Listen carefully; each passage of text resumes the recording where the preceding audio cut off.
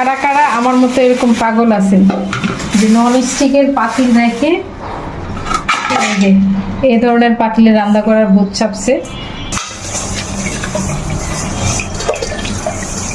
আমি রিসেন্টলি ভিডিওতে দেখছেন যে এই ধরনের একটা পাতিলে রান্না করি, তো এটাতে রান্না করার পর আমার কাছে মনে হয় যে আমার ভালো লাগে।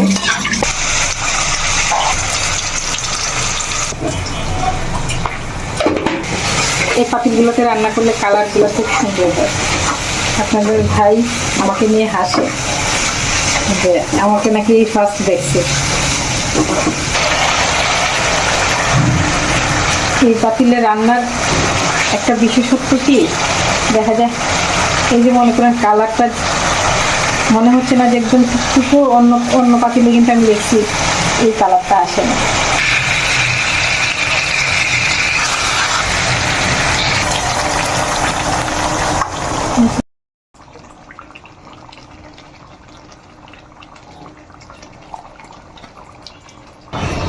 এই তো খুব সহজে হয়ে গেল আমার সামুদ্রিক মাছের রান্না।